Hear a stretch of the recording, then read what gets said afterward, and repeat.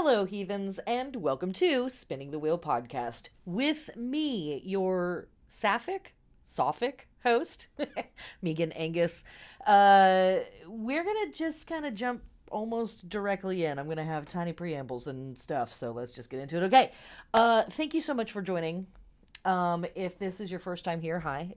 If you're coming back, welcome back. Hi, nice to see you again. Um, I am an eclectic witch, and I talk about witchcraft and paganism and heathenism from all over the world throughout time. And here on Ye Old Podcast, we talk about astrology and astronomy. We talk about festivals and holy days and points of observation, past, present, and even future. Um, and lots of other stuff that pagans and witches and magicians and heathens are getting up to.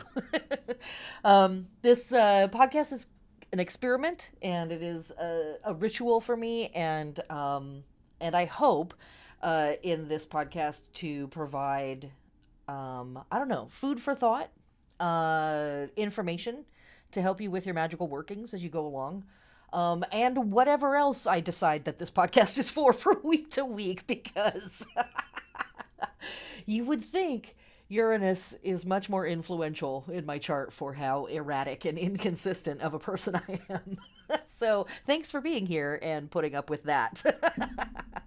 um, many ultra mega ridiculous, stupefying thank yous to my patrons who have put up with a wild amount of inconsistency over the years. If you too would like to pay monthly and not know why, join my Patreon. You can join for as little as $1 if you just want to support this podcast and you think it's amazing. Join at higher levels for more information than what you get in all of the free things that I offer in the world. And at even higher levels, you get readings with me, throughout the year or even monthly.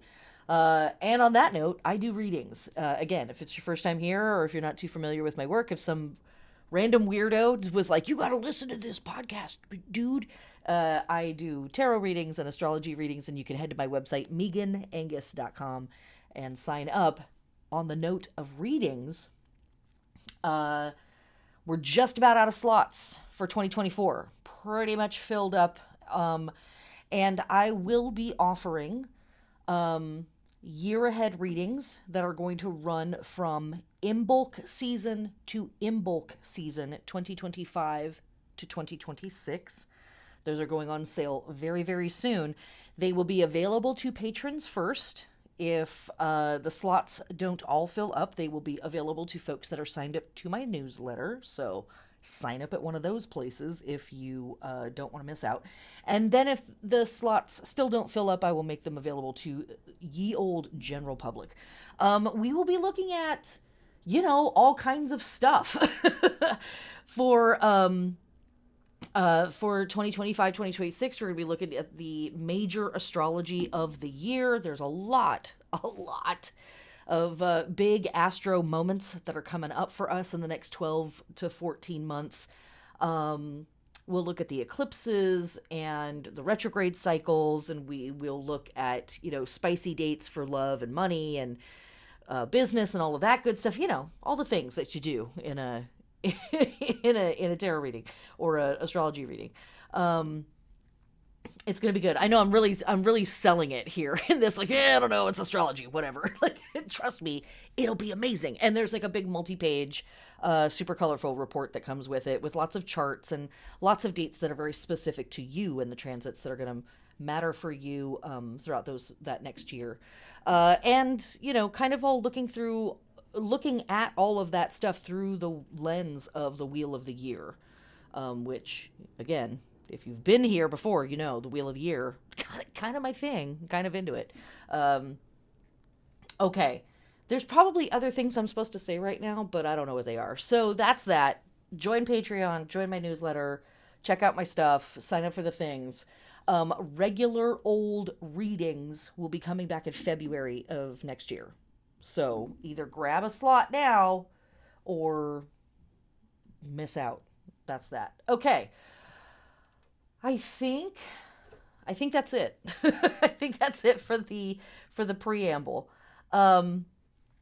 So let us get right into what we are talking about. This is Samhain season 2024, new black moon in Sagittarius. Lunar week question mark, because we have totally gone off the rails. But we will be starting our lunar weeks back up in the upcoming cycle in 2025. So let's ground into where we're at. We are in Samhain season. And if you're like, what the hell is that? I have a giant 2-hour podcast / video available on my website, YouTube, and all podcast platforms, talking lots and lots and lots about the history of Samhain, traditional practices, how to build your altar, this kind of spellcrafting and ritual work you might be doing throughout the season, sacred foods, colors, crystals, plant helpers, animal helpers, traditional forms of celebration that can be worked with throughout the 6 to 8 weeks of Samhain season, etc., etc., etc. But the TLDR of it all is we are in a season focused on life and death, fate and ancestors. And this is, of course, the last 6 to 8 weeks of the solar cycle, in a manner of speaking, because we are barreling headlong towards winter solstice, the shortest days and longest nights of the year, where we see the sun, for those of us here in the northern hemisphere, at its lowest points on the southern horizon. It barely makes it up over the horizon. It's rising and setting very, very far south on the eastern horizon and western horizon. And so, a lot of our holidays that we are celebrating at this time of year and as we head into winter solstice / Yule season are really focused on this idea of the light dying, ancestors returning, the dead walking the earth, chaos, just an average Tuesday here on Earth, honestly, in 2024. But also, some pretty sacred symbolism that we've been working with for a really long time. And when we break that stuff down, we can find themes like death and transition, the underworld journey, something that lots of cultures around the world discuss and wrestle with, ancestors and shadow work, purification and protection, rest after labor, celebration of life, sacrifice, chaos, and shutting down. And again, I break down these ideas and relate them to specific deities and specific holy days and specific magical workings in the Samhain class. But we're going to get into some of the granular of that in this podcast, right, for this week that we are in. So that's kind of what's up. Samhain is really focused on the final push for results, right? One of the names for Samhain is the blood harvest. It's the third harvest.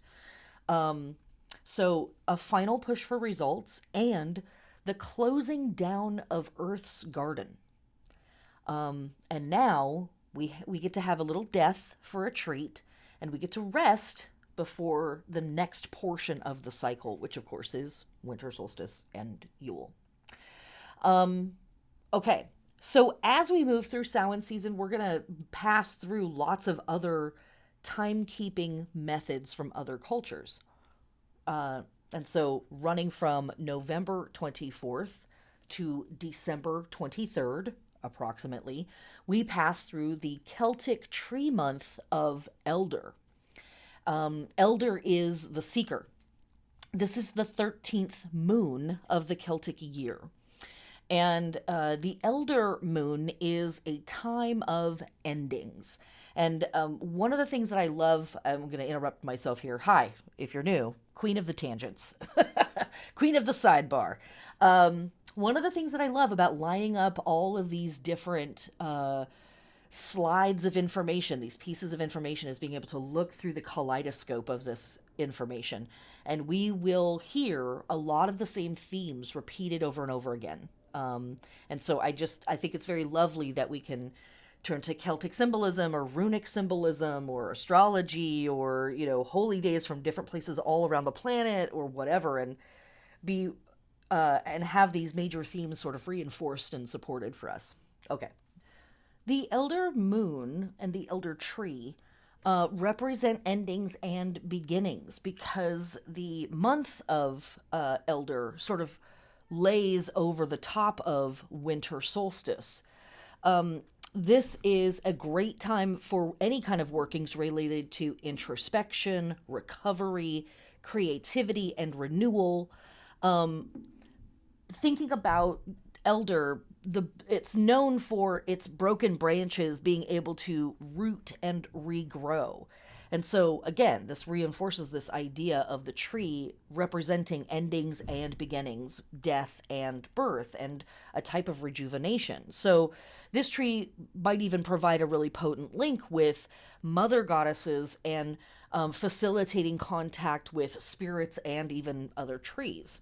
In a sense, this tree acts like a mother figure within the woodland. Elder energy is outgoing, it's confident, and it's impulsive, which I think kind of really echoes Sagittarius vibes, but maybe I'm a little biased. The elder has really strong protective qualities, witches were said to be able to turn themselves into elder trees. It's thought to house the spirit of the elder mother, who will both harm and protect those around her. Using this tree selfishly and without permission, generally you're going to be greeted with bad omens and possibly some bad experiences. A lot of folks will plant this tree by their home or hang branches by their door for good fortune and to ward off evil or chaos or harmful spirits. Druids believe that it is very bad luck to cut down and burn elder. That the spirit of the elder tree will take its revenge. And this superstition arises from an instinctive realization that a lack of respect for nature is dangerous. Elder's unruly growth hints at the untamable aspects of nature, the black heart of the earth to which we owe our being. She carries the wisdom of the crone and is mistress of the deepest magic. Elder energy is freedom-loving and bluntly honest. Elder is also known as the poor man's medicine chest, and it has many healing properties. As I say oftentimes on the podcast, I'm not a doctor. I'm not a health provider or professional of any kind, so, take this information with a grain of salt, but there is a tradition of working with this plant medicinally, or this tree. The branches contain a pithy core, which make it the wood of choice for making whistles, pipes, and other musical instruments. There are many references in folklore advising against sleeping under an elder, and this might be due to the strong smell of the leaves, which is known to repel flies. But again, it is a protective tree and can ward off chaos or harmful energies from the house. And it has an association with life's psycho-spiritual connections, including healing, visions, fairy magic, spirituality, cleansing, sleep, exorcisms, offerings, love and prosperity, etc., etc., etc. So we are within the auspices of this tree and its month and its work. A lot of that stuff to me, again, really rings true with the Sagittarius vibes that we're passing through right now. For our Nordic friends and ancestors, or Norse folk, current modern pagan-y, heathen-y folk, the runic half-moon month that we are passing through is overseen by Isa or Is, the rune Isa or Is, which runs from November 28th through December 12th. And not going to speak a whole lot on this. I'm still actually, there's a spoiler, I'm still actually in the process of writing my notes about the runic half months. I will have more information for you on them in the 2025 cycle. But I was reading about it and I had to include it. So the few words that I have written down for this rune are stasis and restricted activity and illusion. This rune is thought of as being sort of bad luck no matter what. And different magical systems have different opinions about that sort of paradigm, right? Like, can't there be goodness in everything? I don't know. Depends on how you see the world, right? But what I think is important about this rune, one, is that there is an illusory quality, or it points to situations or beings where there can be an illusory quality.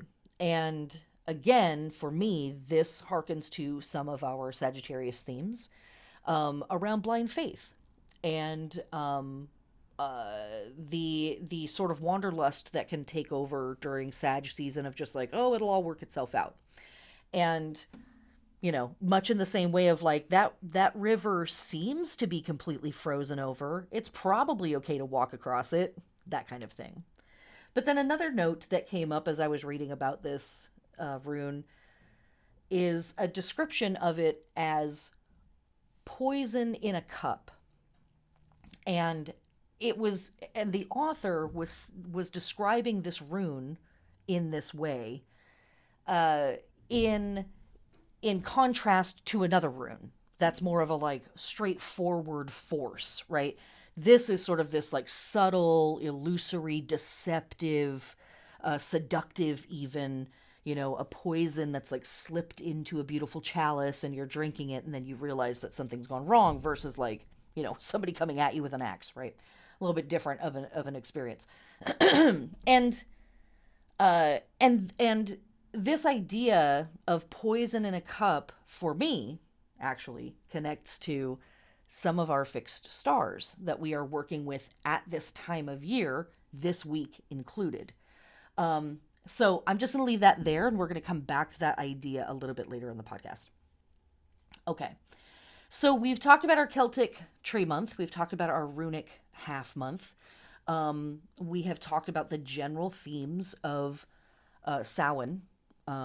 So now let's start to get into this actual moon that we're hanging out with. This is a new moon / black moon in Sagittarius. Why is this moon a black moon? Well, let's talk about it for a second.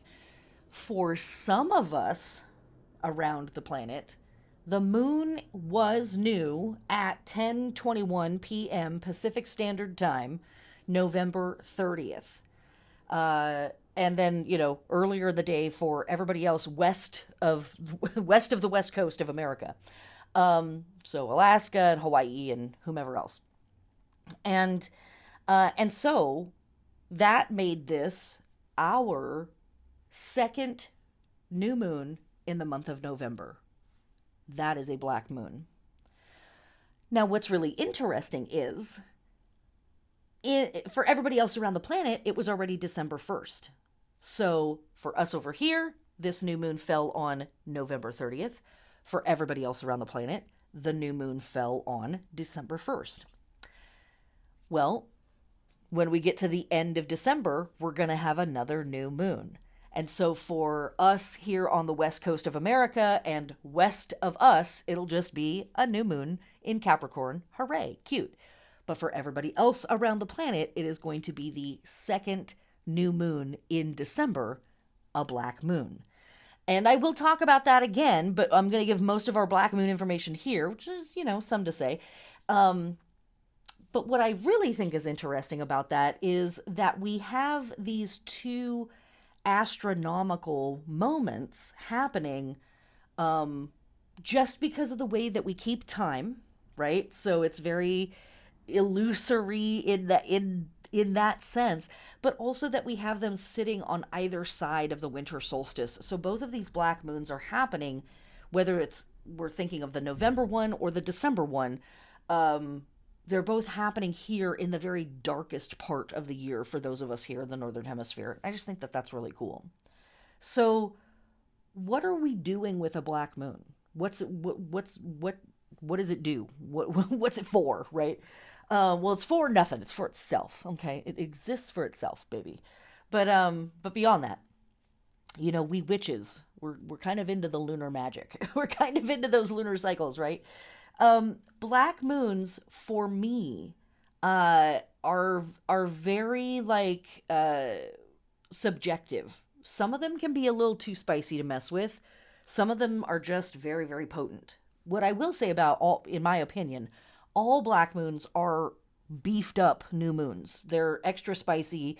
They're, more intense in one way or another. If the moon is like aspected in a pretty gnarly way in its astrology, maybe it's a black moon that I'm not necessarily going to try to utilize for any kind of really potent magic. If it's better aspected, or I'm willing to kind of, ride the dragon, as it were, walk the tightrope, take the chance, yeah, go for it, right? Like, hey, let's bring it on. What I can say about it is that I think that black moons make a new moon more intense. They amp up whatever it is that's going on with that new moon. So this black moon offers us a really, really, really potent opportunity for deep stillness, deep resetting, and really profound initiation. We have some interesting astrology this week, kind of within the auspices of this moon's, purview. So we do have some pretty cool opportunities to do some potent magic with this. When we're hanging out with a new moon in Sagittarius, and let me roll myself back 2 seconds. I know that I have said this before in podcasts, so I'm going to repeat myself.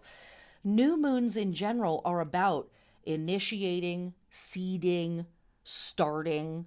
Our plant metaphor that we always work with for a new moon is the seed, the start of the plant, the beginning of the process. It's a moment of initiation, a moment of opening up. It might be a moment of returning back to a process or a portion of your process where you haven't been in a while. And it's like, oh, this almost feels new again. Like, let's see where we're at now. And new moons are just a really great time to kind of like reorient yourself and kind of think to yourself, like, what am I doing for the next 28 days? Where am I at? Where am I going? What am I trying to get accomplished? Even if that's just really practical stuff, like writing out work schedules or chore schedules for your house, or looking at social calendars and being like, oh, these are the shows, these are the club nights that are coming up. Like that, this is a great time to do that kind of stuff. It can be very practical. It can also be very philosophical and introspective, and a moment of kind of thinking to yourself, where am I in my practice right now? Have I gone a little astray? Is there a habit that I'm trying to instill, and I need to kind of recenter myself in my practice in some way? New moons are always a fantastic time for checking in on that, reorienting yourself, and getting back on track. Our new moons in Sagittarius are asking us to do all of that stuff, thinking about fiery, mutable experiences, right? Fire having a lot to do with our sense of self and our identity, our inspiration, our vision, the passion and the drive that we carry through the world. And Sagittarius in particular is about our faith. It's about exploration. It's about our beliefs. It's about dogma. It's about the vision and the philosophical process that we might have. Sagittarius wants to travel far, whether that's internally or externally, through a plane or a hit of LSD or tantric breathing practices or whatever it is. Sagittarius is like, let's go way out there. But it's not just to get away from here. It's to learn more about the world at large and the people that are in it as a means of learning more about the self. All of that wisdom is intended to be brought back home and used to have a broader and more expansive understanding of the self and our capabilities and capacities within this lifetime. So Sagittarius new moons are like, who am I? What am I doing in this world? And what is the torch that I carry in this world? What's the fire? How do I inspire others? How am I inspired? Am I seeking out wisdom sources? What do I want to initiate or seed or begin or open up in terms of my spiritual process, my philosophical practices, and my methods of exploring the world as a means of exploring myself? This moon is ruled by Jupiter. because Jupiter is the ruling planet of Sagittarius. So what's going on with Jupiter right now? Well, well, Jupiter is currently retrograde and is hanging out in the sign of Gemini, and it is actually opposing this moon. Does Jupiter like hanging out in Gemini? No, it does not. It's not super stoked to be there. No. Why is that? Because Jupiter is the ruling planet of Sagittarius, and Gemini and Sagittarius are opposing signs. So Jupiter is in the sign of its opposition, opposing the new moon that it's in rulership of. Are you keeping with me on that? It gets a little tangled up, doesn't it? What does that give us? Well, it can give us a lot of stuff, actually, to work with. Jupiter is described as the greater benefic in some astrological systems. Venus and Jupiter are thought of as the planets that generally bring good stuff, or stuff that could be good. Things that are easy, things that are delightful, things that are yummy, and they feel nice. That's generally what Venus and Jupiter are credited with. Venus does it on a small scale. Jupiter potentially, hopefully, does it on a larger scale. And Jupiter, while it is retrograde, tends to do less good. It's different from the other planets when they are retrograde, because many of the other planets, when they are retrograde, actually can introduce harshness or represent rough patches in the road. With Jupiter, it's almost like there's just less good. It's not like it's actually bringing difficult things. It's just less good. But, nothing is 100%, right? So Jupiter retrograde can bring some difficult stuff to deal with, and it usually manifests as us overdoing it. Jupiter, again, as I think, using words like broad and expansive and big and optimistic, and when Jupiter is retrograde and doing its thing, if it's feeling unhealthy or, a fish out of water kind of a moment, right? If it's feeling uncomfortable in wherever it's traveling, or if there's a gnarly aspect for a couple of days or something like that, a gnarly transit, Jupiter retrograde can overdo it. It will overspend, overpromise, overcompromise, overcommit. It just overdoes it, right? That's Jupiter's whole aesthetic, is a little too much. And oftentimes the problems will not show themselves immediately, but over time, and especially once Jupiter stations direct again, suddenly all those promises that we made and all of those things that we said we were going to be able to accomplish, all of those, nights out where we just, spent the money that we didn't have to pay for everybody's dinner just to make it easy, and so nobody has to feel awkward about it. All that stuff comes back to be dealt with. So my long-winded point here is this moon is ruled by a planet that's not in a comfortable position, and it's also not entirely on its game. But one of the interesting combinations of Jupiter being both retrograde and in the sign of its detriment is that its retrograde effects are actually mellowed a little bit. And so instead, what we have is the opportunity for the good parts of the retrograde to shine a little brighter, potentially, right? I could say all this stuff. I hope you witches out there know that the work is on you to do it, right? Like you got to initiate it. You got to stand up and actually grab the brass ring and make it happen. I hope that's obvious. But Jupiter retrograde in the sign of its detriment is like a little less likely to overdo it and a little more likely to think about, why do I have the tendency to default into overdoing it, over-compromising, over-committing, over-promising, and what am I actually trying to do when I'm doing that? It's potentially really, really helpful if we take some time to journal on it and think about it and reflect and ponder and consider and contemplate. And that is where I think we end up with a really cool combination between Jupiter retrograde in the sign of its detriment plus this black moon. There's a really cool opportunity here to just hang out for a couple of days in this astrology and really think about what are the most profoundly important things to me in my life.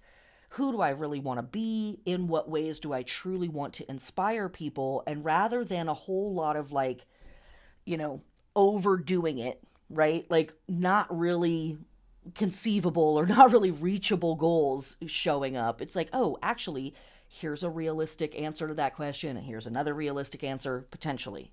That's what I'm hoping for you all. So I'm seeing this black moon in Sagittarius as an incredibly potent opportunity to renew our faith and to initiate a new spiritual and philosophical process. The world certainly needs us to get our shit together. So, the call is coming from inside the house, people, okay? Look. And this is a really great time to check ourselves on our dogma and our blind faith and those places where we just shrug and go, oh, it'll work itself out, because that's some of the default, not healthy Sagittarius energies that can come through, and Jupiter energies that can come through. Sagittarius can be really deluded, let me tell you from experience. Sagittarius can also be really condescending and really pompous about stuff. That's another Jupiter feature. And so again, those things hopefully are a little tamped down right now with this. And instead, the truth, in, some of that's going to be uncomfortable, right? The truth gets a chance to come through, which is also something that Sagittarius is very much in love with, very addicted to. Like, we want the truth. Just say it. Speak truth to power. Just do it. This is a moon that really gives us a lot of opportunities for that. Is this moon just hanging out all by itself? No. It is trine the North Node in Aries at 4 degrees. It is trine Mars in Leo at 5 degrees. It is also square Saturn in Pisces at 12 degrees and opposing Jupiter retrograde in Gemini at 17 degrees. So it's not perfect. It's not the best slice of cake. I'm sorry. You're not getting the one with the flour. But it's still cake. It's still pretty damn good. The trine to the North Node is like, let me be in alignment with my destiny. Let me be in alignment with the highest order of the work that I could be doing. And Sagittarius and Gemini love that stuff. Absolutely love it. It's trining Mars in Leo. So the Mars in Leo is like, let me help. Mars is about to station retrograde itself. So it's moving very slowly now. It's gearing up to stop and start going backwards. But in this moment of the new moon, it is still stationed direct, or it's still moving forward just a little bit. And Mars in Leo is like, hell yeah, right? Lots of fire, lots of passion, lots of drive. Leo is like, yes, I'm willing to be the one that gets out on stage and gets into the spotlight and grabs the microphone and is the leader and, leads with a magnanimous, generous heart. And all of that, too, is very synonymous and synchronous to our Sagittarius energy and our Jupiter energy that is flowing through here. But then also, we have this square to Saturn, and we have the opposition to or from Jupiter. And this moment also is poking at, connecting with, waking up, a astro signature that has been hanging out in the sky for the last 6 months and is going to be here for another 6 months, and that is the big old fat square between Saturn and Jupiter. They do a little argument moment about every 5 years. They will be conjunct, they'll be square, they'll be in opposition, they'll be square again, then they're conjunct again. It's a 20-year cycle. And so every 5 years they get together and they have a fight. They have an argument. And they argue for about a year. And that's because one planet and then the other planet stations retrograde during that time period. And so once they move into that formation of being conjunct or being square or being in opposition, they kind of stay locked within a few degrees of each other for about 12 months. And we are in a square right now. And the square between Saturn and Jupiter is very much like the big yes versus the big no. Saturn is like, no, everybody's wrong, do it the old way. Jupiter is like, yes, everybody's right. Try anything. I'm excited and I love that shirt on you. Like, that's very Jupiter. And Saturn is like, I hate that shirt on you. And also, go pick up the dog poo in the backyard. And so this larger tension that's hanging out in the sky is lit up or emphasized a little bit by this black new moon as well. I think that in some ways this could put a little bit of a damper on otherwise rather buoyant and jovial energy coming through from Jupiter and Sagittarius. It's Saturn. That's its job. Kind of tone it down a little bit. But also the opposition to Jupiter. Okay, so the combo of these two things may initially, in your magic or your practice, your journaling, your contemplating, initially it might feel very pessimistic, or it might feel like, wow, that is too steep of a hill. I can't get to the top of it. Yes, I've got dreams, but they're never going to come true. Yeah, I've got ideas about how I could be a good person and help society, but they're just too lofty and I don't know that I can attain them. And I'm oversimplifying here, but that's kind of how this astrology might feel initially. And then if we keep pushing, the square from Saturn is going to say, look, I might be saying this pretty harshly, but here's some advice on if you actually want to hit some of these goals, or if you want to reach some of these ideals, here's the hard work that you're going to have to put in. That's actually what Saturn is offering us on this new moon. Again, it might say it in a really mean way, but that doesn't mean that the advice is wrong, right? And then the opposition from Jupiter might feel like no, I have to swing between these extremes of like overdoing it or underdoing it. But the point of an opposition is to find the middle ground where we can integrate the viewpoints of the two extremes. And so again, wow, that's really helpful. That's really, really cool. How do we utilize the Jupiterian parts of ourselves to rise to the occasion, to be as big as we actually can be in our lives, be brave about that, be ferocious about it, be jovial and bright and brilliant about it, but not overdo it, not overpromise, not over commit ourselves, right? Not use up all of our abundance on one thing because we're trying to impress somebody or overcompensate or something like that. So cool, right? But again, I don't know that part's necessarily going to be obvious at first. So you're listening to this podcast and sit down and do your work and then be like, what is she saying? Because I'm not feeling that. It might take a couple of days. It might take a week or more of contemplation before the positive, optimistic, but realistic version of what I'm saying that would make sense for you in your life actually starts to reveal itself. I'm going to go out on a limb and say that this Sagittarius season, these last 4 weeks of Samhain season, I think are highly benefited by a lot of contemplation, a lot of pondering. And I realize that this is, for a lot of folks, a major holiday season. Not for all of us, but for lots of people, this is a major holiday season. And there's work stuff, and there's family stuff, and there's hanging out with your friends, and then your neighbor's doing that thing, and then there's the blah, blah, blah on the corner. Not to mention that there's boycotts, and there's protests, and there's genocides, and, right? Like, yeah, right? The world keeps turning. As the great philosopher once said, I think I need a cup of tea. And so in whatever ways, I'm always going to tell you on a new moon, chill out, take some time, be quiet, be still, relax, brother. And then pick up your work one piece at a time and slowly pick up your pace and get back into the swing of the stuff and do the thing as we head up to the full moon. But this whole Sagittarius season has a lot of astrology, and a lot of it is spicy. Some of it's spicy. And I think it is really benefited, and I think you will be really benefited in whatever ways that you can just sit and reflect. Give yourself space to talk to the universe, but maybe even give yourself more space to listen to the universe. You get what I'm saying? You hear me? You hear me, dog? Okay. All right.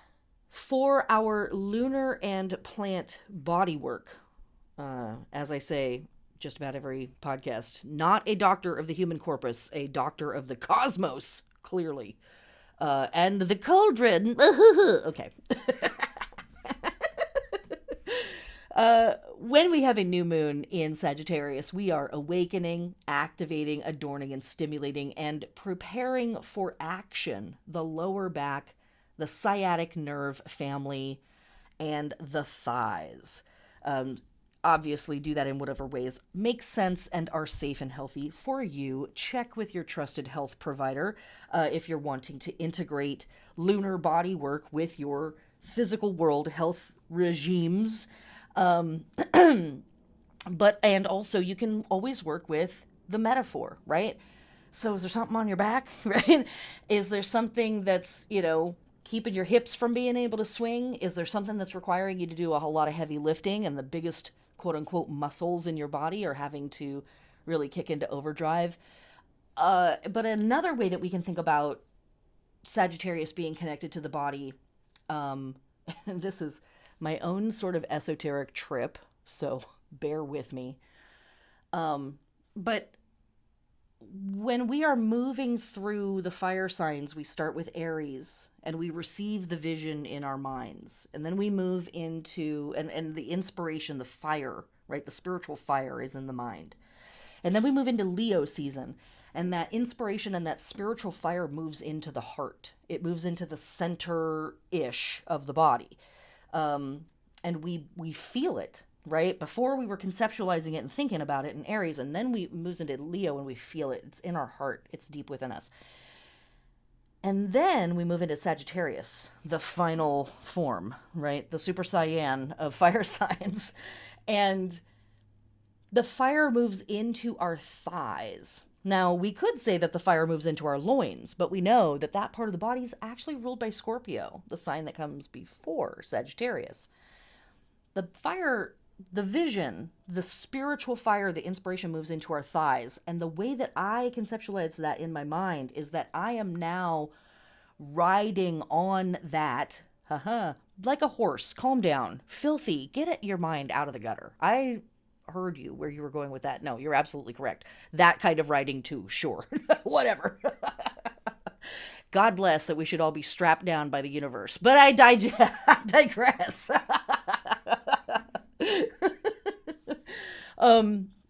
Our spiritual fire now is something that is carrying us the way that a rider is carried by a horse. That image, of course, connects also to the centaur for me, right? A person and a horse connected, the image of Sagittarius, etc., etc. All right, I'm done with that piece there. But that is a vision that I have within all of this work. So there's another connection for you, metaphorically and magically speaking, for thighs being ruled by Sagittarius. Okay. For our plant body work, if you haven't already, spin your plants a quarter of a turn, diasil, or sunwise, or clockwise. This is also a great time for harvesting, obviously. Also doing pest control and disease control, because the weather is definitely changing at this point in the year, and our natural systems are in full shutdown, like mode here in the northern hemisphere. And with that, we want to be watching, for molds and weird insects and stuff like that creeping in. Plowing, weeding, pruning above ground, also grafting, layering, taking cuttings, and potentially planting any of our annual winter crops that are going to bear their fruits or leaves above ground. So I'm thinking of things like kale and winter cabbage and winter spinach and all of that stuff. All of the leafy crops that we still grow during winter, et cetera, et cetera. Okay. Last thing that I'm going to say about this moon, and this might be a way to kind of encapsulate what we're doing with this moon. The moon in Sagittarius connects to the Nine of Wands. The Nine of Wands is kind of a difficult card to hang out with in tarot. If we look at or we think about the image on the Rider-Waite deck, the Nine of Wands shows a person standing there. They have a big bandage on their head. They don't look happy. They don't have a happy look on their face. And their body language to me looks exhausted. They to me look like they're leaning on one of the staves, and then there's another big row of the staves behind them. And for me, the Nine of Wands represents being at a point in our process where we've got so many plates spinning. We are trying to fire on so many different cylinders. We're trying to do so many different things.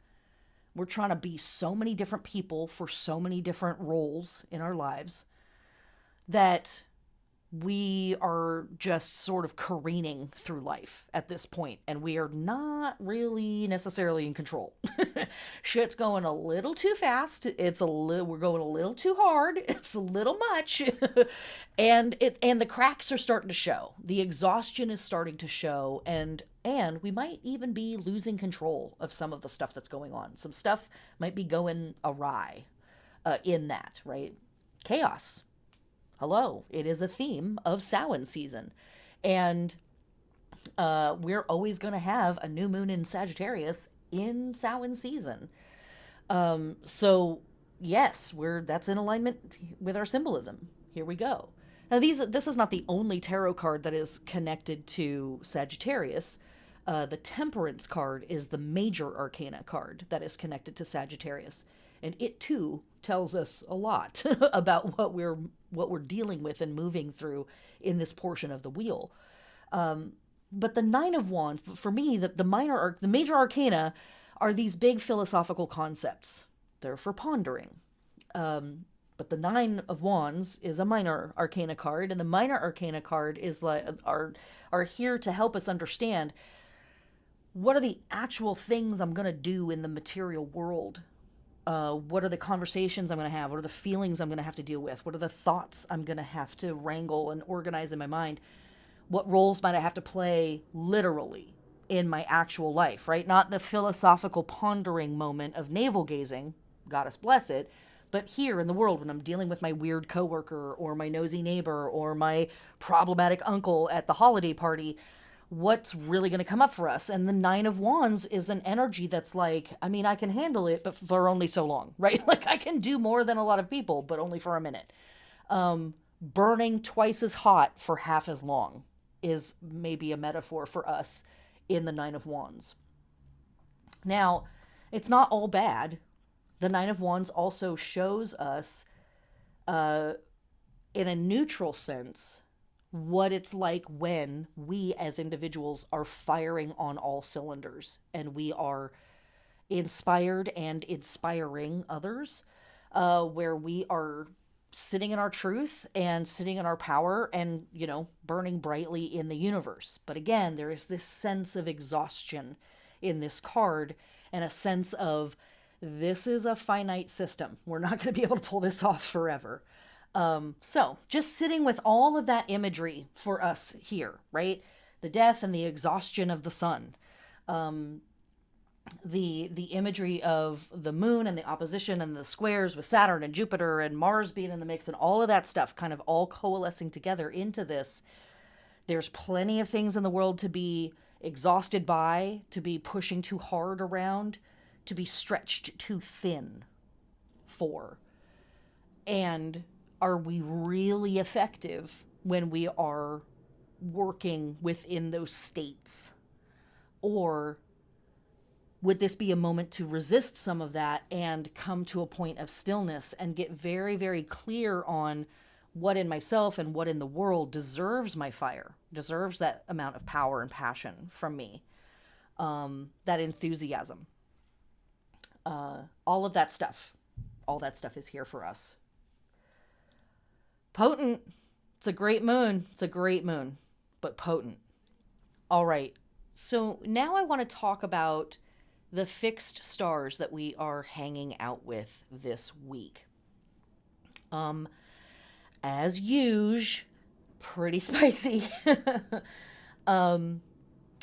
During this portion of the wheel, there are several fixed stars that we hang out with in lots of different constellations. For folks who are, just learning about the constellations and just kind of getting into the whole, what the hell are we talking about in astrology versus astronomy stuff. When we deal with the fixed stars, when we're looking at them, we are not just looking at the fixed stars that are in the 12 constellations that we work with in modern astrology. We're looking at any of the fixed stars that are hanging out with the sun, that are in alignment with the sun on a particular day at a particular time. And I know I've talked about fixed stars and all of the astronomy that goes along with understanding what fixed stars are, but the TLDR on it is the dates that I give here in the podcast are relative. The heliacal risings can be before the dates, on the dates, or after the dates, but they're always going to be around the same time of year. What is it that changes that? Where on the planet you are when you are observing that fixed star rising with the sun. And that is what is called a heliacal rising. So here, the podcast, when I say the heliacal rising of fixed star Antares, for example, what that means is if you get up before sunrise and you look at the eastern horizon, you will see the fixed star rise over the eastern horizon, and then the glow of the sun lights up the sky just underneath it. And so they appear to more or less be rising at the same time, and it's as if the sun is lighting up that star. Obviously, that's astronomically not what's really happening, just optically kind of looks like that. And these were thought of to be moments where the sun is kind of like a spotlight on that fixed star, and it's important for us to think about the mythology and the symbolism that's connected with that star. There are people who know way, way, way more about fixed stars than I do. I dabble. But the more I learn about it, the more addicted I become to knowing more. It is a really incredible body of information. Highly, highly, highly recommend.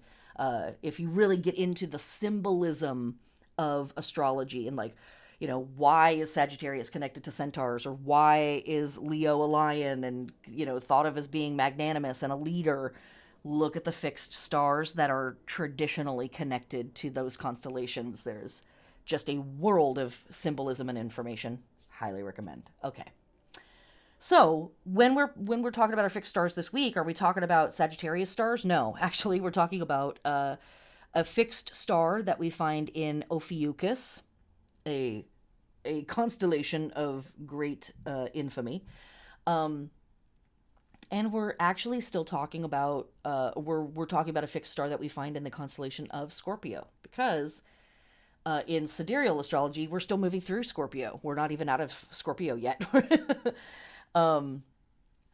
So 12/1, December 1st, is our first fixed star of the week, and this is the heliacal rising of Han, Han, Han, like Han Solo.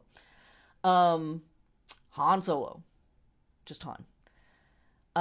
And this star connects us to this constellation, Ophiuchus, and it continues the theme that is running in the background with a lot of these constellations, which is putting knowledge to useful purpose.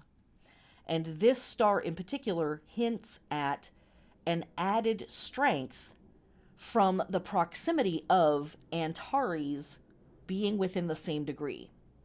Antares being the fixed star that we are talking about next. Um, but before we get into Antares, let me pause here. Oh, actually, there's 3 fixed stars this week. Here's me reading all of my notes. It's exciting for everyone. Okay. Uh, this theme of putting the knowledge to useful purpose or purposeful usage.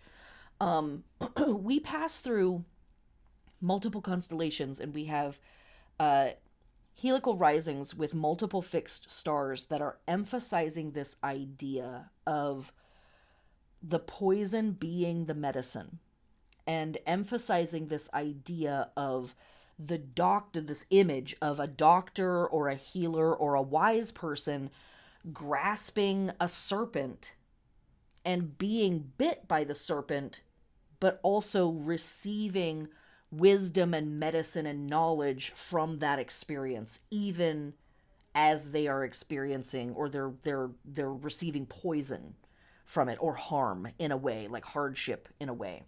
There's a whole bunch of stars in this time of year that emphasize this idea of wisdom and sort of, I don't want to necessarily say the sacrifices that we make to get wisdom, but the hardship that we may have to go through to attain wisdom, or the hardships that we go through because we are wise and we know stuff, we can see things.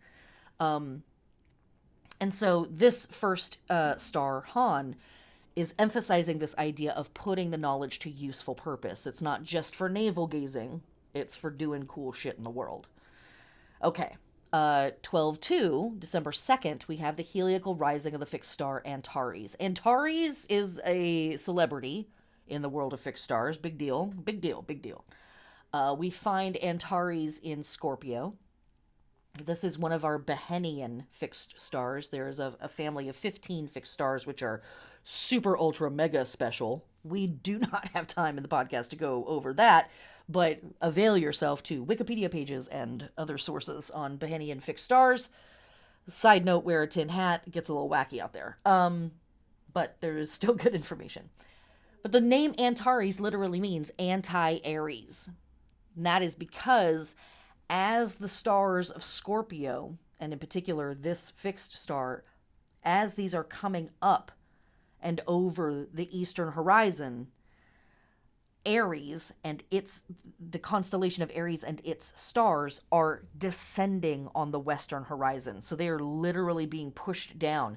And on a broader spectrum, we're literally seeing the energy of spring, right? The vitality and the life of springtime being pushed down, descending into the west, descending into the underworld, where all the gods go to die on the western horizon, as Scorpio and its stars, which represent fall and winter, the death of the sun, right, the shutting down of the natural world, are rising and ascending on the eastern horizon. So there's a pretty powerful energy here. So this star is found in the breast of the Scorpion, but when we push backwards through time, we see that this constellation also may have been connected to a scorpionic goddess named Ishara. Now, Ishara eventually is subsumed within Ishtar. But the tiny little bit of information that I have about Ishara is that she is described as, let me dig out my book here. Why did I close it and not keep the page open? Because I'm a professional. Ishara is a Semitic goddess of promiscuity, originally distinct from Ishtar, but later merged with her. And I just think that that's kind of an interesting thing, because of the reputation that Scorpio has, right? Scorpio is sexy, it's perverted, it's kinky, it rules the genitals, it rules the loins, it rules the sex and waste organs in the body, right? All of that stuff. And wow, tracing back through time, one of its stars connecting to a goddess that's a goddess of promiscuity. And in my research, other goddesses that share similar names to Ishara and some of these other names that I'm about to say, also goddesses and gods connected to sexuality, and a very frank sexuality, like a very overtly, like, human, lusty, ribald sexuality. And this is something that we talk a lot about in the Samhain class. There is this insistence on life and the life force throughout Samhain season. Sex and sexuality, and this insistence on vitality in the face of chaos and dissolution and oblivion and destruction that is wintertime, right? The breaking down of the natural order. There is this insistence on, like, no, life will prevail. Sex is good. Do it. Like, humans need to connect. Make it happen, right? The sun is dying. And like I said, the natural order is falling apart. And so even if that isn't freaking you out, you're not getting as much sunlight every day. Your serotonin production is dropping, and you don't care about things as much anymore. So it is very realistic that your libido or your sex drive would also go down during this time of year. So we have it baked into a lot of our holidays at this time of year of, like, you better celebrate life. You better get in there and get freaky, because damn it. And so another entity that is connected to Antares is a deity or an entity named Urbat, Urbat, who is the Lord of Seed. Pretty straightforward, right? Also known as Kakshisha, K-A-K, again, get your mind out of together. But Kakshisha, which is the creator of prosperity, Masu Sar, the hero and the king. So connections to power, right? Connections to fertility and virility within these. But Urbat, that's a special name for us. This star was one of the 4 royal stars of Persia. And this star, Antares, also known as Urbat, also known as Ishara, is one of the 4 archangels. Uriel. And Uriel lends their name to the city of which was in some myths the first city built after the flood. This is a Babylonian city. There are still traces of the city left today. Pretty amazing place. Uriel is the archangel not mentioned in the sacred texts available to the public at the time. And that secrecy, or like the one who shall not be named, right? There's something interesting about that piece when we think about the darkness and the shadows of Samhain season. But here is what I think is so potent and spicy about working with this particular fixed star. Uriel was the one who held the secret knowledge of that great disaster, the flood. And this is part of why their name was not spoken. It basically was after a few years had passed, people just forgot about it. A few generations, obviously not years, but a few generations passed in these stories. A few generations had passed and people had it had left people's minds, and everybody just kind of went back to normal. And yet you did have these entities who remembered that some wild shit had gone down in the past. And this is what I think is really amazing. Uriel was the one who held the secret knowledge of the great disaster and only revealed it to those judged able to accept it and still believe in the divine goodness in all. That is a tall order. And even though we find this star in Scorpio, oh my gosh, that really rings true with a lot of our Sagittarius work for me as well.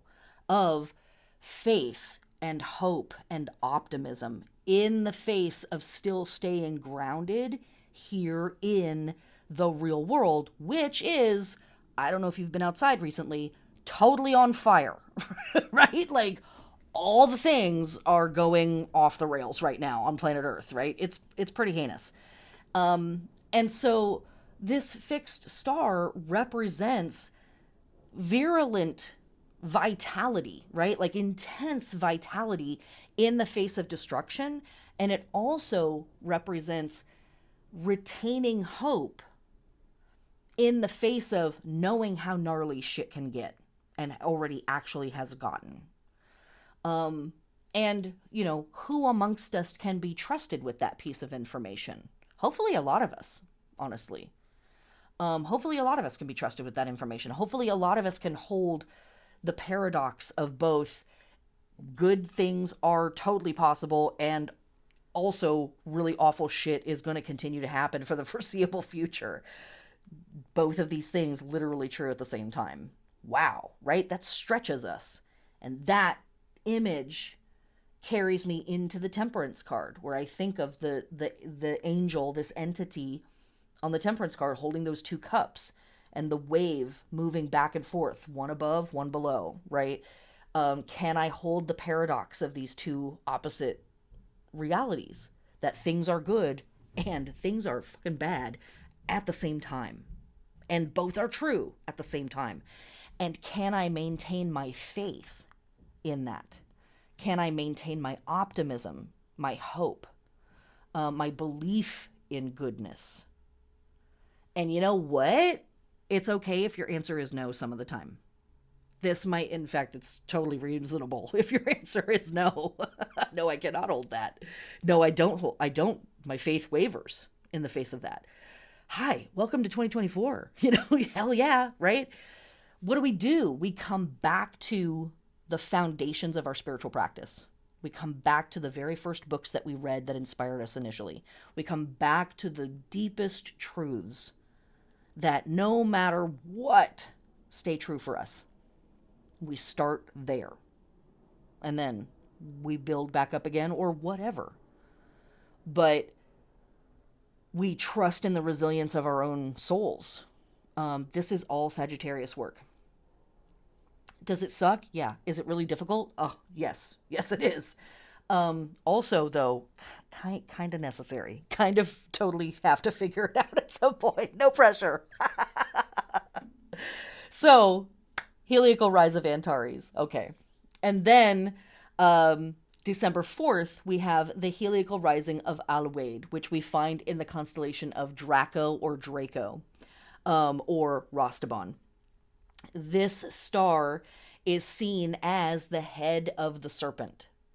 It is also referred to as the mother of camels, the nebulous star in the dragon's eye, the left eye, which anybody that's worked with me long enough knows that I have a thing about the left eye and the right eye of quote-unquote God or gods or goddesses, and one being seen and one being hidden. This is one of those eyes, okay?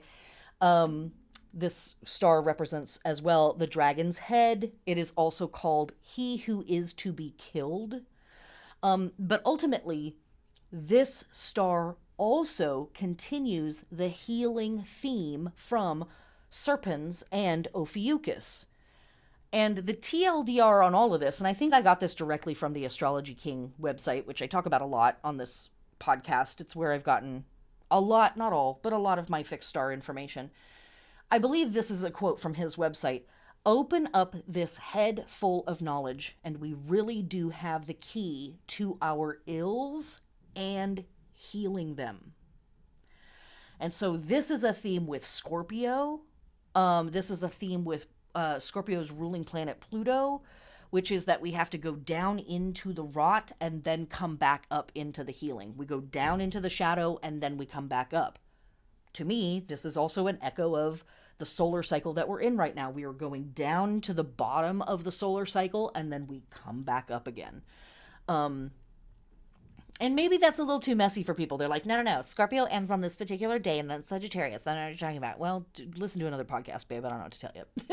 It gets sloppy over here in a variety of ways. So for me, collectively, these three fixed stars are saying, hey, we have to kind of grab the serpent by the head and get bit. We have to take in the poison of acknowledging just how fucked we are. Like, we have to take in the poison of looking around the world and realizing just how off the rails our species has gotten. And we also have to find the internal faith, hope, optimism, resilience to not fall prey to the poison, right? But instead, the poison becomes the medicine. knowing now gives us agency. And then we can go forward with optimism in our hearts that whatever it is that's happening and whatever it is that's still yet to happen, we're going to figure it out as a species. We're going to make it through, and it is going to improve. We're going to make it better, at least for future generations. These improvements may or may not occur during our lifetime, but we can do our goddamnedest to not let the rot spread, right? And we can do our goddamnedest to open up to the rot and point directly at it and begin to apply the medicine should we get our hands on it. That medicine might just literally be community, faith, optimism, reaching out in, a fraternal brotherhood, quote unquote, of humanity, and sisterhood, right? Siblinghood of humanity, and recognizing that we are all, in fact, siblings on planet Earth, and we should, be taking care of each other in that way. Just that. That's all. There are Karnak temples dedicated to Ramses and Khans at Thebes that were oriented to the fixed star El-Wade in Draco. So these ideas were a big deal to lots of people for a very long time. And also were pretty embedded in the average knowledge of the average person, because lots of people used fixed stars to keep time. And so, to know when to plant or when to send their cattle out to pasture or whatever it was. And so everybody knew these stories, or their culture's versions of these stories. So this was an idea that people were coming back to year after year after year. The gnarly parts of life have to be addressed, and in addressing them, the solutions, the medicine, the cure reveals itself. Just that. Okay. To help us with all of this work, let's check out the astrology of this week to get down into the granular, nitty, and the gritty. All right. The astrology of this lunar week, starting on December 1st, we have Mercury retrograde in Sagittarius, trine Chiron retrograde in Aries at 19 degrees. Mercury trine Chiron is a moment where those wounded pieces of ourselves, hey, wow, wait a minute, what were we just talking about? Crazy. I'm sure it's just a coincidence. There, I said the thing. Okay. Yeah. Mercury is giving voice to the parts of us that are wounded, as well as whatever wisdom may have come from those wounds. Wow. Is the symbolism dialed in or what? It's so good. I love it when it's like that. Mercury retrograde again in Sag. It's the same situation. I'm actually going to talk about this a little bit more, so I don't want to go off in this moment, but it's the same situation as what's happening with Jupiter. Mercury's retrograde in the sign of its detriment. So its not so savory qualities of its retrograde cycle possibly are mellowed out. And then Chiron retrograde is not so much fixated on the wounded parts, but is much more open to so what's the medicine that comes through from those wounds? What's the wisdom that comes through? Both of these, again, in fire signs, Sagittarius, Aries, signs we're already talking about a lot right now. So what's the vision? What's the inspiration? What's my spiritual process? What's my spiritual fire? So this trine between both of these entities that are in retrograde, or that are retrograding at 19 degrees, are like, let's talk about it. And the trine really facilitates open thinking, open-minded thinking, being able to verbalize what's happening for you, being able to write it down or talk about it with other people, being able to understand and relate to other people's stories, as well as being able to find what's useful here that I could share with other people. Sagittarius loves to talk. I don't know if that's obvious with my 7-hour podcast that I put out, but Sagittarius loves to talk about stuff. But it really does also want to talk about things that are meaningful. It's not super excited about small talk. It wants to get into deep philosophical topics. So this is a lovely trine, I think, that facilitates all of this work that we're doing this week. December 2nd, we have Venus in Capricorn trining Uranus retrograde in Taurus at 24 degrees. Venus and Uranus are very different energies from each other. Venus really likes stuff that's calm and cute and lovely and precious. It likes things to taste good and feel good and be cool, right? Venus is very into the aesthetics. Venus also is very dialed into its values, right? It wants to be embodying the things that it feels are important. Uranus, on the other hand, as I like to refer to it, is the zodiacal table flipper. Uranus is the karate chop of the zodiac. And Uranus loves chaos for the sake of chaos. Also loves chaos for the sake of breaking up systems that are calcified so that growth can happen. So Venus trine Uranus here, if you are in a relationship, could be a day of some kinky fun. Could be a day of let's talk about things we've never talked about before. Let's try some things we've never tried before. Let's get a little weird with it. It could be a great day of spontaneity, of just a big surprise. Let's go on a road trip, or let's go out for an adventure. Surprise, surprise. And with the Mercury trine Chiron just the day before, kind of echoing a little bit within the mix there, could be a really cool day to talk about, here's things I've resisted because of painful things that have happened in the past, but if you're with me, I'm willing to try this new weird thing and, go to this new weird place. Weird for me, but potentially really good for me to kind of break out of my comfort zone and head into some new territory. Also a Sagittarius theme. If you are single, or you are a person who dates a lot or what have you, Venus trine Uranus can be a day where we are very, very attracted to people who we would normally never be attracted to. They are radically different from us. And, your mileage may vary on that, right? Like, if you're a person who really likes consistency, this might be a day where it's like, oh my God, why is this person like, what is the deal here? And if you're a person who loves variety, hello, surf's up.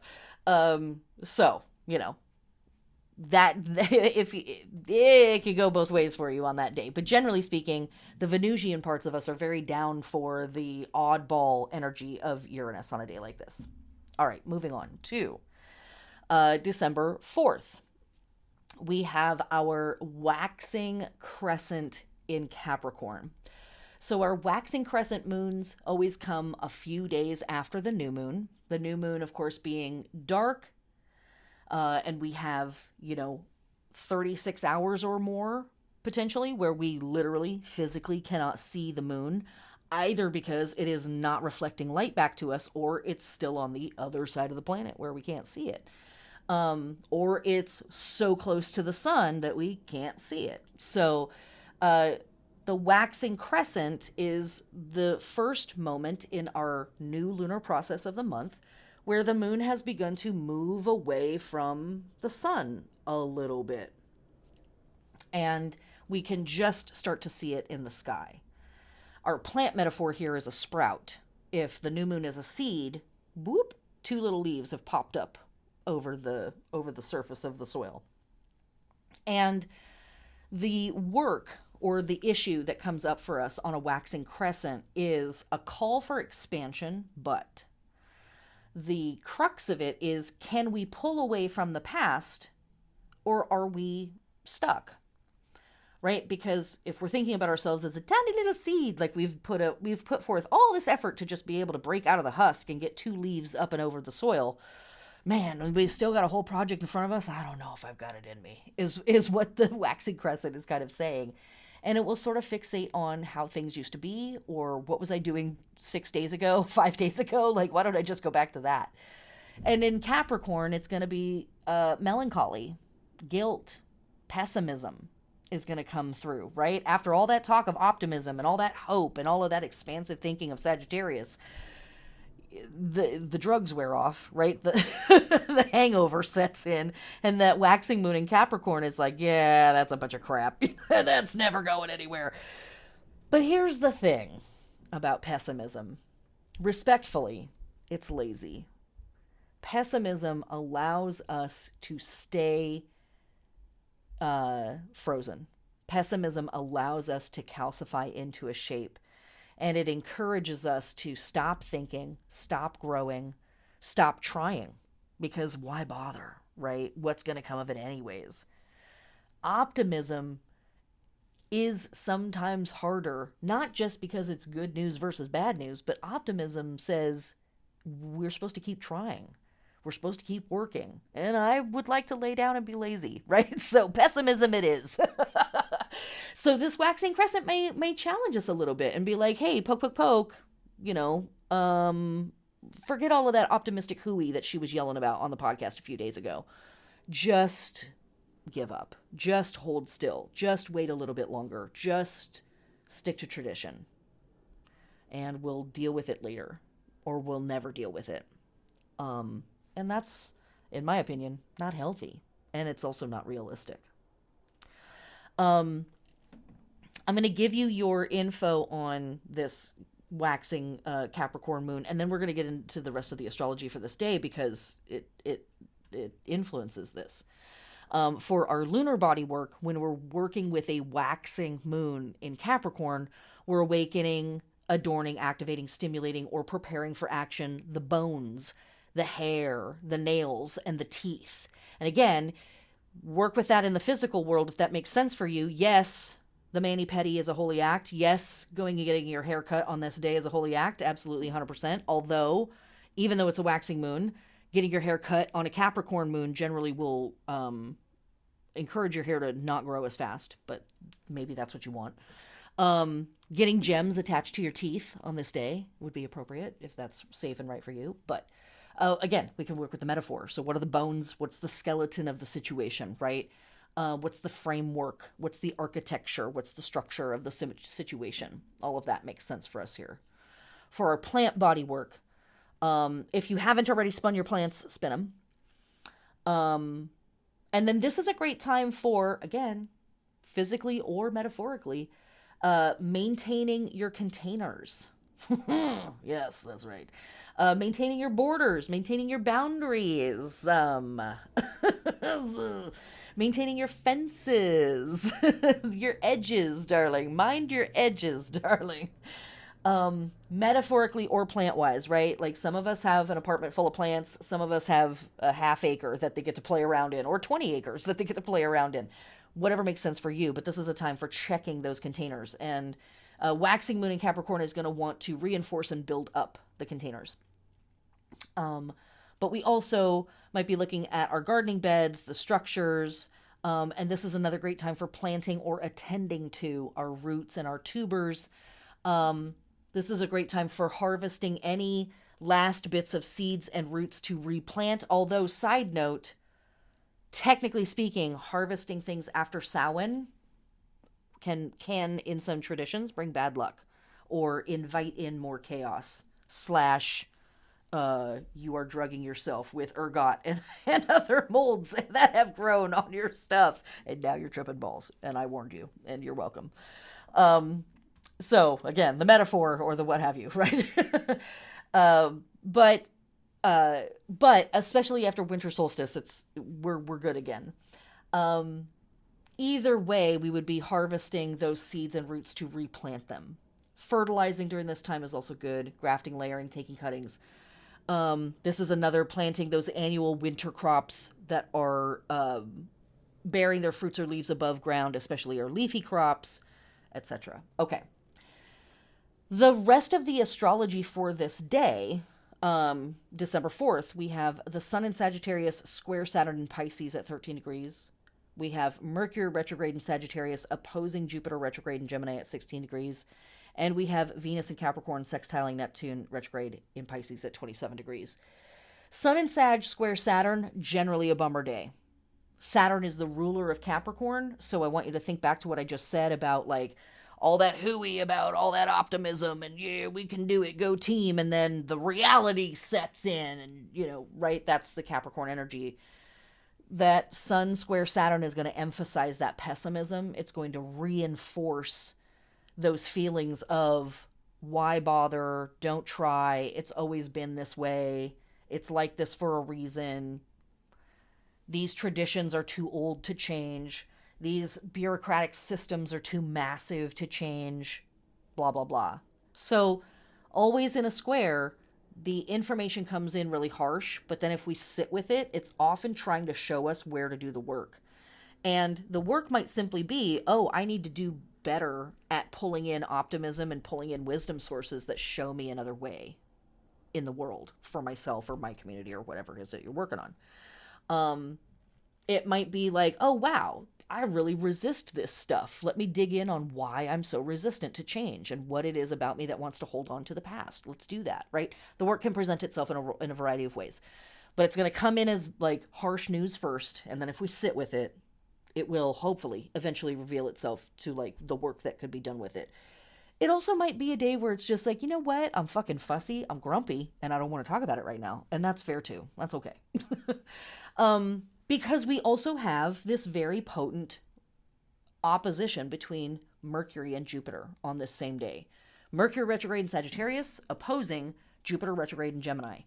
Both planets in each other's signs, which are both of their signs of detriments, and both of them are in retrograde. Wee-haw! All right. Ride 'em, cowboy. Or don't. And I want you to think about all of the stuff that I've already said in this podcast so far about planets that are retrograde in the sign of detriment. If you don't remember, because I've said a lot of things in the last hour and a half, there are some folks who believe when a planet has stationed retrograde in the sign of its detriment, the funkiest parts of the retrograde cycle are toned down or mellowed out, not as potent, more obvious to be able to work around, what have you. The, difficult parts of a Mercury retrograde, funky communication, weird convos coming up from the past, missed communications, weird travel stuff coming up, etc., etc. So hopefully that's mellowed out a little bit. The weird stuff that can come up in a Jupiter retrograde cycle, as we said before, overcompensating, overpromising, overdoing it, overbuying, overeating, overcommitting, overdoing it. Maybe that's a little mellowed out because it's happening while it's in Gemini. But also, we've got the fastest planet and a pretty slow planet hanging out together. We have the tiniest planet, Mercury, I think, is smaller than Pluto, hanging out with the biggest planet, Jupiter. And they are in full opposition to each other. I see it my way. I see it my way. There's no way we could possibly ever come to a compromise. And yet, that is what we actually do in oppositions. We do come to a compromise. We do find a middle path between the two extremes. Jupiter wants to philosophize and hypothesize and what if and who knows and what about this and what about that on everything forever, right? It just wants to philosophically ponder into the horizon. Mercury is like, I need data, I need spreadsheets, I need facts, I need concrete data. I might manipulate and lie about that data. Geminis, don't even start with me. You know it's true. Okay, but I just need the raw data. And Jupiter is like, I just want to philosophize and like ponder these ideas. So the two of them are actually able to come together and sit at the same table and say, here is how the other viewpoint is really helpful and really useful. Here is where I need raw data, and here is where I need to ponder and dream, and not dream necessarily, but envision. And Mercury is like, either the facts will show it's possible or not. And Jupiter is like, no, I'm relying on faith here. What is the middle ground between those two things? When we really boil it down to Mercury versus Jupiter or Sagittarius versus Gemini, it is knowledge versus belief. What is it to know something versus what is it to believe something? And you, dear listener, most gentlest of listeners, you witches, you heathens, you pagans, your homework assignment for this week, if you got my year-long reading last year, I went off on this transit. I've been looking forward to it all year long. Take some time to ponder, to ask questions of the universe, and to listen for the answers. And the answers might come from some odd places. They might come from some like comically obvious places.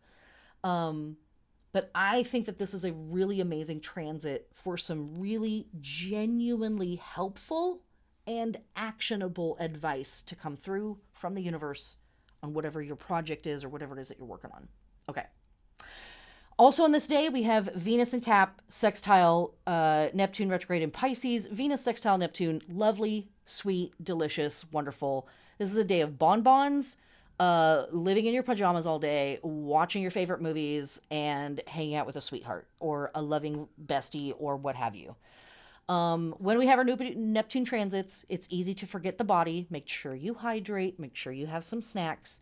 But this is a beautiful day for dreaming, doing spiritual work, painting and making art, or just laying around and being luscious and lovely and wonderful. Okay. December 5th, we have Mercury retrograde in Sagittarius conjunct the Sun in Sagittarius at 14 degrees. This is 1 degree. No, it's not. Never mind. I'm full of lies.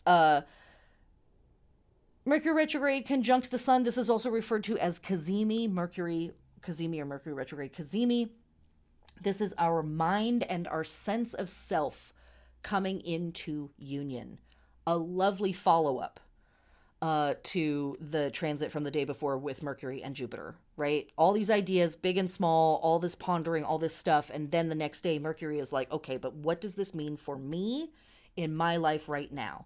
How do I want to embody this? How does this connect to my identity, who I think I am, my creative urge, the things that I'm trying to accomplish in this lifetime, all of that stuff. Really, really cool follow-up. December 6th, more astrology. We have Mercury retrograde in Sagittarius square Saturn in Pisces at 13 degrees. We also on the same day see Venus entering Aquarius, and also on the same day we have Mars stationing retrograde in Leo at 6 degrees. Hydrate. Okay. Mercury square Saturn. Here comes some more of that pessimism. This might be a day where we get news back on something that's been happening for a while. There's a follow-up and it's a no.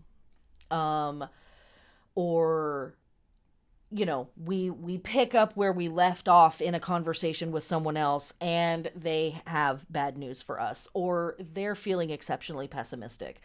We might be dealing with pessimism internally or bad news externally or internally, and bad news in the sense of like disappointing news. No, that's not happening, or that's not going to happen anytime soon. When it comes to Saturn, everything slows down. Everything's oriented to the past, and everything is oriented to being very realistic and mature, aka grumpy about things.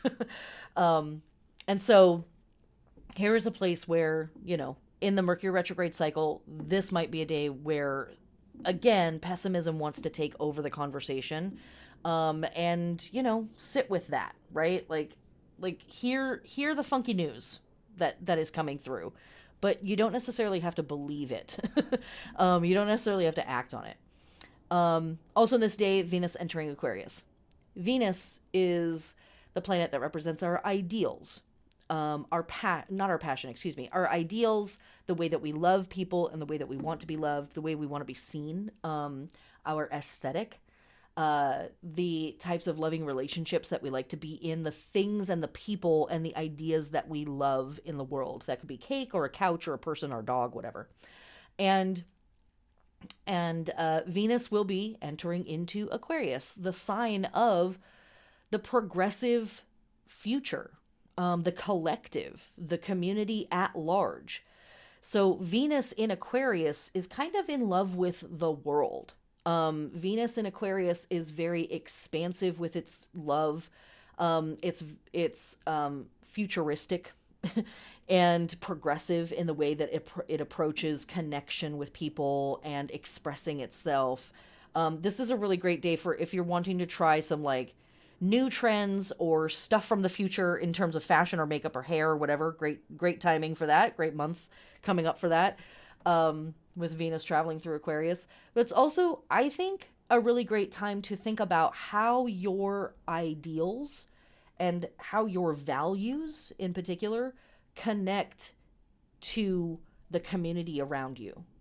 And how you embody your ideals today is helping to create the future that you hope is arriving, hopefully soon. Or are you? And if not, are there some ways that that Venus traveling through Aquarius can help you bring yourself more into alignment in terms of how you embody your values and how that's helping create the future that you hope we all have? Okay. And last but not least, we've got Mars in retrograde in Leo at 6 degrees. Mars retrograding, sorry. Mars this whole week will be slowing down and stopping, and then appearing to move backwards in the sky for the next, 4 months, something like that. 6 weeks? I don't remember how long Mercury or Mars is retrograde. It's a while. Mars represents our passion, our drive, intensity, desire, action, force, all that kind of stuff. That's what Mars represents in all of us, right? When we talk about Mars and gender, Mars and Venus, please toss gender out the window. Don't come at me with that BS. Everybody has Venusian parts. Everybody has Marsian parts. That's just what's up. So Mars represents the parts of us that thrust, represents the parts of us that are extroverted and that go out into the world and get what they want. And those parts are slowing down and stopping and heading backwards. Different astrologers talk about Mars retrogrades in different ways. Some of them just kind of describe them. Others are like, Mars hates to be in retrograde no matter what. To me, that makes sense. Mars is a very let's go, hurry up, run to the future kind of a planet. It's very impatient. It's very action oriented and very excited to just go into the new territory. And retrogrades are all about going over old ground. So while I think Mars maybe isn't excited, or the Martian parts of us are not super excited to do it, I think it's probably really healthy that we do it. And so for the next several weeks, we're going to get to review, reorganize, recalibrate, right? All of our words, just like when we're doing a Mercury retrograde, same with Mars retrograde or any other planet. We get to reorganize, recalibrate, rethink, reorient, revitalize, rescind, right? Our passion, our drive, the stuff we said we wanted, the things that we've been going after. Especially, in my opinion, the stuff that's on autopilot. For me, Mars tends to be a planet that just goes and does stuff, and there's not a lot of forethought. God bless Mars, doofus. Just out there barreling through the world, has no idea what's going on, just bashing into stuff. And during a retrograde, Mars is not doing that. It has to, or it is heavily encouraged, to stop, think about it, review it, ponder it, consider it, and then head forward again. Again, I don't know about you. I don't know if you've looked outside recently. But shit's wild, right? And I think we all kind of need to think about, where is our Mars energy going? Where is our warrior energy going? Where is fighting energy going? What's up with war? What's up with that? Anybody got any, second thoughts about how cool war is recently? Anybody got any second thoughts or, want to revise or, reconsider or reorganize their thoughts about, fighting or, aggression or wounding or anything like that? Does that make sense? Is that connecting with anybody on anything at all? Okay. So, for the collective, maybe that's what's going on. But on an individual level, it's also how am I as an individual feeding the war machine? And in what ways am I rescinding that energy? In what ways am I taking that back? Even if we don't go on the leftist rant, right? There are lots of systems in this world that are designed to tap you and draw energy and resources off of you, whether that's sucking your hope out, whether that is alienating you, whether that is drawing your money off of you, whatever it is, right? There's all these different systems in our world that are designed to sap you of your strength and your vitality and your energy. Initially, the Mars retrograde may feel like more of that. Like, oh, wow, I was already running on fumes, and now I don't even have fumes. But what the Mars retrograde can be is a review of what am I allowing to take my life force from me? What am I allowing? What relationships, what systems am I connected to? What beliefs, Sagittarius, what communities, Venus in retro or in Aquarius, am I connected to or a part of or participating in that are not only not feeding me, they're literally draining me. And they don't deserve that from me. They haven't earned it. And in what ways can I take that back? And if we want to go for the bonus round, in what ways what things could I actually be using that energy for in the universe that are in alignment with my ideals, that are in alignment with my values, that are in alignment with my passions and my drives and the things that I actually feel are worthy to be fought for, fought over. That stuff. Boycotts. I'm just saying. Okay. All right. I said I wasn't. We're so late into the podcast. We haven't even gotten to the holy days. I'm literally like, we're not doing this in this podcast. I'm gonna have to put out a second podcast to talk about the holy days, or I'm gonna. Yeah, I am, because our holy days are too cool this week. I have to put out a second one. Well, okay, whatever. But Mars is really this Mars retrograde, I think, is going to be extraordinarily helpful. Fun? No, probably not the whole time. Frustrating? Yes, guaranteed. Some of the time will be frustrating. Helpful? Yes, very that. Okay, and we arrive here at December 7th, the last day of our lunar week. Right? Yes. We have December 7th, the Sun in Sagittarius opposing Jupiter retrograde in Gemini at 16 degrees, Venus conjunct Pluto in Aquarius at 0 degrees, and Neptune direct at 27 degrees. So, Sun in opposition to Jupiter, generally speaking, fairly chill. We've already talked about the effects of Jupiter retrograde in the sign of its detriment, so fairly chill. Sun opposite Jupiter actually can be a day of, good luck, benefic things happening. This is another one of those your mileage may vary kind of transits where, like, for some folks it's like, woo, this is awesome. At other times it's like, I cannot handle this energy. It's too much. This can be a transit that can encourage you to overdo it, overcompensate, overspend, whatever. It's the holiday season. Just watch your wallet. Be careful. But it's also an opportunity, again, for contemplation around, what is my concept of self, Sun, in opposition to what are all these lofty ideals and these lofty visions of what the world could be, and these philosophical ponderings that I'm having. Does my spiritual self, does my philosophical self feel like it's a separate entity from me? Like, either I'm this spiritual person or I'm this really grounded, realistic person. That might be the kind of work that's coming up for us with that transit on that day.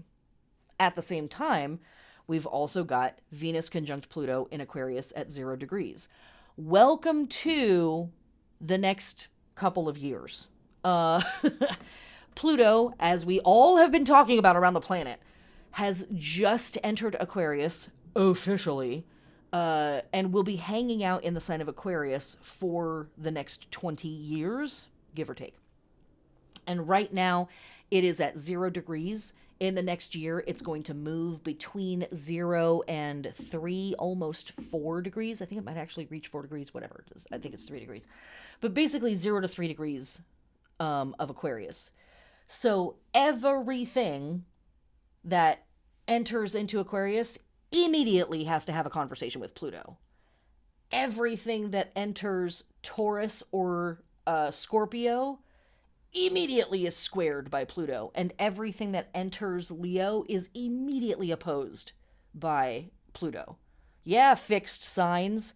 You guys have been laughing at cardinal signs and mutable signs having to deal with this Pluto crap for the last, 30 years, 40 years of it transiting through Capricorn and Sagittarius. It's your turn, my guy. It's your turn. It's your turn now, okay? Also, it's going to screw up everybody. But no, it's going to be fine, guys. It's going to be fine. Just, Just the tiniest little spite, okay? Just a little bit. And now I'm back to my peaceful, loving self. Okay. This is going to be true for all of us, regardless of where we have our placements. Every time something enters into one of the fixed signs, it's going to have some kind of a terse, potentially, conversation with Pluto hanging out at 0 to 3 degrees of Aquarius. So be prepared. And so Venus, like I said, enters Aquarius very next day. Oh, hi. Hi, Pluto. Hello. Venus and Pluto Venus does not really enjoy hanging out with Pluto. Pluto's cool with it. Venus, not so much. A little spooky. And so Venus right off the bat, day one is like, oh, I love the world. It's going to be super great. Wow, this is really poisonous and terrible out here. What is going on? Like, oh boy, the world is on fire. The world is scary. And so our little Venusian selves one day might be feeling very hopeful and optimistic, and the very next day might be like, whoa, the world is super difficult right now. Just sit with it. It's going to be okay. It's a day-long transit, and it moves on. On the same day, we have Neptune stationing direct at Pisces in 27 degrees. We may or may not feel that on a personal level, right? I think with the outer planets, it can be a little hazy because they deal with such big topics and such broad swaths of humanity. But what you might feel is how your personal ideals, your visions, your dreams, your spiritual practices. What? Haven't we ever been talking about? Yeah, Neptune and Jupiter share a lot of the same stuff, including rulership of Pisces. So yeah, there's a lot of similar ground between these two things. The difference is that in Sag and with with Sag and with Jupiter, it's a lot more about the literal religious and spiritual practices. When we're talking about Neptune and Pisces, that energy is much more nebulous and hazy, and it's more about the spiritual experience, much of which can't actually be put into words. So this might be a day where you have some spiritual or philosophical epiphanies, and they might not be things that you can exactly put into words. They might just be a feeling or an internal shift somehow, or suddenly you start to see things in a different way. Maybe a little more hope is restored. Maybe there's a little more idealism in your thinking or your feelings or how you witness the world. I think a great day for making art might be a day where you're feeling a little sluggish, because Neptune can do that for us as well. Might also be a day where you're seeing Neptunian effects in the world. So there might be this overt expression of like spiritual bliss, to the point of maybe even spiritual bypassing. There might be a sense of like, let bygones be bygones, to the point of like wiping out reality and replacing it with this sort of dreamy, foggy, hazy, hard to get a handle on version of reality. Neptune can speak to things like illusion and delusion. Hey, that relates all the way back to the rune that we were talking about at the beginning of the podcast. Whoa. Yeah, I'm sure it's just a coincidence. We're not going to have Neptune stationing direct every Sag season, so the fact that we have that runic half month lining up with this is interesting to me. Neptune does connect us to illusion and delusion and, boundarylessness and, things sort of slipping in because our boundaries energetically are not firm. We have help with that earlier in the week with the waxing crescent in Capricorn that's saying, shore up your boundaries, shore up your fences. This is a really good time to check your containers and make sure that they're strong and solid and leak proof, because by the end of the week, things might be getting a little weird. And we may also see it play out again in society in terms of, sure, unity with the whole, but also a sense of like illusion, delusion, intangibility, fogginess, nebulousness of like people not wanting to be nailed down on anything and not commit to something. So we could have a lot of that kind of stuff going on as well. I, in good conscience, cannot go longer with this podcast. You have sat here with me for an hour and 50 minutes. Surely that's enough. And yet, and yet, we did not even get to the holy days, let alone our tools and our witches' work. So, I am going to stop this podcast now, and I am going to put out another one, I think, probably in a day, and give you the holy days of this week, the TLDR of the holy days this week, but we really will have to talk about them with some level of detail, because there's good ones, there's really good ones. The TLDR of this week is that we're seeing a lot of holy days that really put emphasis on two different things, in my opinion. One, wisdom. We have multiple holy days just before this week starts, all through this week, into the next couple of weeks, really throughout Sagittarius season, these last 4 weeks of Samhain, that focus on goddesses and other deities that are embodiments of wisdom, which is a theme that is heavily emphasized, for me anyways, throughout Sagittarius season, the last bits of Samhain, and then into the beginning of Yule.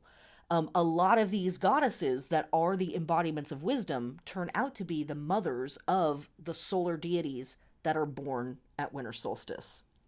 Pretty cool shit. But I want you to think about how much emphasis there is this week with all of the wisdom stuff, right? The knowledge and like the poison and the wisdom and the, the knowing and the not knowing and all of that stuff. Well, here we've got a whole bunch of holy days past and present that are sitting right comfortably with all of that work and acknowledging the deities who embody that stuff, that hold that stuff. And then the other collection of holy days that we have this week is a lot of chaos, a lot of goofball, a lot of wacky shit going on. And that is in reflection of the breaking down of the natural order that we experience here in Samhain season, especially the last 4 weeks of Samhain as we approach winter solstice and the actual death and rebirth of the sun. We have a very cool collection of holidays here that are all about that breaking down, inviting in chaos, and making room for it, because that's the natural thing to do. So I'm going to get into that on the next podcast. We'll talk about our holy days. And no, I don't plan on splitting this up in the future because no. But I guess I'm doing that this time. So who knows? Maybe I am starting a trend. No, I can't. Okay. But we will also talk about our tools that we can work with this week to do all of this stuff. And, we're kicking off on a new moon. Chill out. Take a bath. Relax. Burn some incense, do very little or nothing. And I will see you around the cauldron, my friends. I hope that you are brave and courageous and you take up your heart and hold it up high as a lantern and walk into the darkness and the uncertainty in this week, and allow the pessimistic pieces of you to speak their truths, and then give them the balm of fuck all that. We got this shit, kid. Because that's what we've always done. That's the only reason any of us are here, is because our ancestors found a way to maintain their hope for the future. That's it. So now it's our job. It's our turn. That's all. Blessed be witches.